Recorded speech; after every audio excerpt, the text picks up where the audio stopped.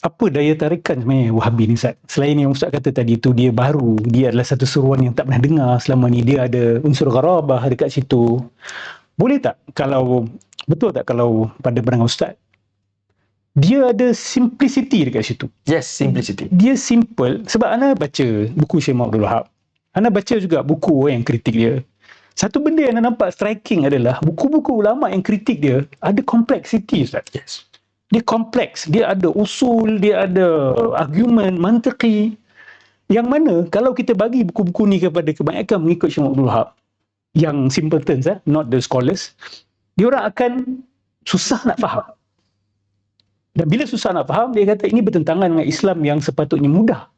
Betul. Ad-dinu yusrun. Betul tak Ustaz? Dekat situ ada kesalahfahaman mereka. Betul. Bukan setakat isu tauhid ke apa, isu syiar salafiyah pun sama. Maksudnya, apa kalam-kalam ni?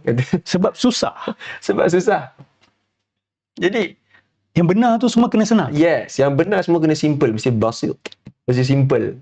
Sebab tu usul fiqh pun usul ada fiqh yang pun tolak. Bila fiqh dah tolak, apa lagi usul fiqh?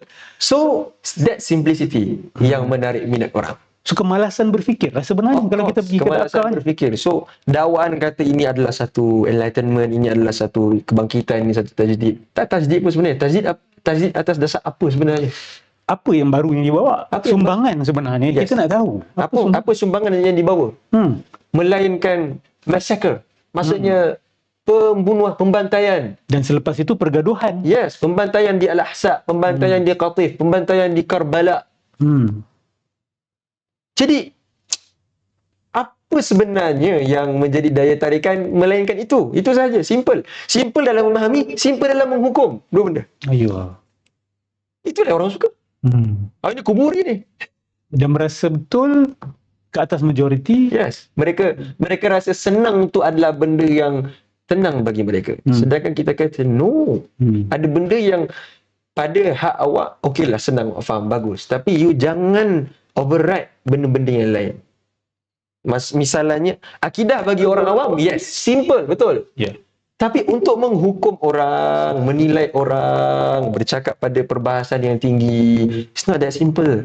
Bukan seperti itu. Kalau tak, kita akan jumpa orang yang macam tu lah. Yang maksudnya macam melukut di tepi gantang.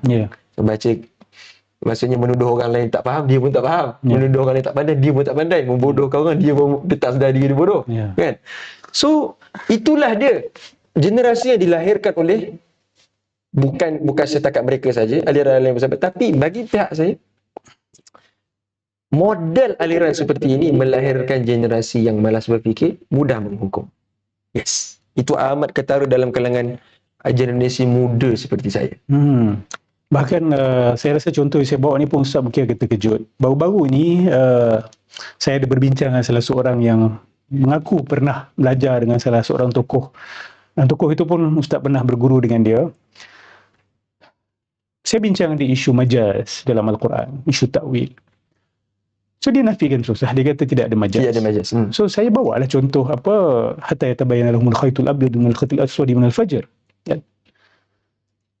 Sahabat ini mukhlis, orang yang baik, orang yang ikhlas. Saya bukan nak menghina dia ataupun tidak, tapi saya jujur terkejut besar dan kawan-kawan saya pun terkejut besar. Apa dia kata? Itu pun sebenarnya tidak boleh diambil majaz. Kita kena ambil secara zahir, kena pakai benar. Dan bila saya tanya dia, adakah awak buat perkara itu sampai hari ini? Dia kata, ya, saya gunakan teknik itu sampai hari ini. Jadi saya tanya, apa masalah dengan majaz? Dia kata, tak mungkin Allah bercakap dengan bahasa kiasan.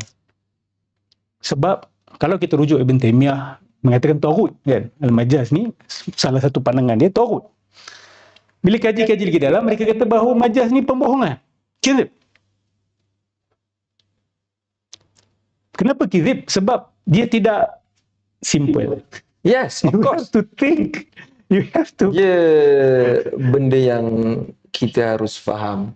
Maksudnya, itulah dia sifat khawarij yang Allah Subhanahu Nabi SAW nyatakan, yaqra'una al-Quran la yujawizu hanajira, la yujawizu taraqi. Yani ni tak bergerak, tak ni bergerak. Pun ni tak masuk. Maksudnya mereka tidak memahami dan tidak mahu memahami, tidak menggerakkan akal untuk memahami. Jadi semua ini merupakan satu penggerak kepada satu fenomena sekarang yang merancakkan Wahhabism dan meminatkan orang kepada Wahhabism dan menutup semua kesalahan Wahhabism di belakang. Mereka malas untuk membaca lebih, mereka malas untuk pergi kepada sumber premier Muhammad bin Abdul Wahhab itu sendiri. Dan Durar As-Saniyah, dalam Tawarikh Najid. Mereka malas. Dan bila ditunjukkan, mereka akan tutup. Yaj'aluna asabi'ahum fi adhanihim, meletakkan telinga mereka, tangan mereka di dalam telinga mereka. Itu pun majas juga tu kan. Maksudnya takkan meletakkan apa tu, tangan dalam telinga kan. Maksudnya jari jemari lah kan. So apa tu,